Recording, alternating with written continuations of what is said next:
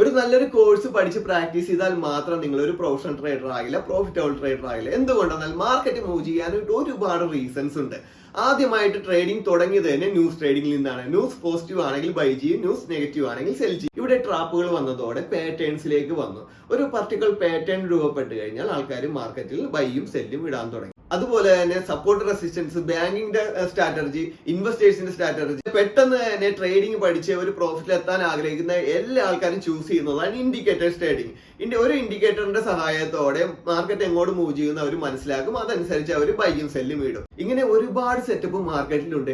ഈ സ്ട്രാറ്റജി എല്ലാം തന്നെ വർക്ക്ഔട്ട് ആവുന്നത് നിങ്ങൾ പലപ്പോഴും കാണാറുണ്ട്. എന്നാൽ ഇതിനെല്ലാത്തിനും പലപ്പോഴും ട്രാപ്പുകൾ വരാറുണ്ട്. അതുകൊണ്ടാണ് പല ആൾക്കാരും ഏറ്റവും ബെറ്റർ ആയിട്ടുള്ള ഒരു കോഴ്സ് അന്വേഷിക്കും. ഈ എല്ലാ ട്രേഡേഴ്സിന്റെ ലിക്വിഡിറ്റി എവിടെയാണെന്ന് മനസ്സിലായിക്കൊണ്ട് ട്രേഡ് ചെയ്യുന്ന ഇതാണ് ഇൻസ്റ്റിറ്റ്യൂഷൻ. മാർക്കറ്റ് മൂവ് ചെയ്യിക്കുന്നത് തന്നെ ഇൻസ്റ്റിറ്റ്യൂഷൻ ആണ്. അതുകൊണ്ട് തന്നെ ഈ ട്രേഡേഴ്സിന്റെ എല്ലാവരുടെയും ലിക്വിഡിറ്റി എവിടെയാണെന്ന് മനസ്സിലായിക്കൊണ്ട് തന്നെ ആ ലിക്വിഡിറ്റി എടുക്കാൻ വേണ്ടി ട്രേഡ് ചെയ്യുകയും ഇവരുടെ ട്രേഡ് പ്രോഫിറ്റിൽ എത്തിക്കാൻ വേണ്ടിയാണ് ഇൻസ്റ്റിറ്റ്യൂഷൻ നോക്കുന്നത്.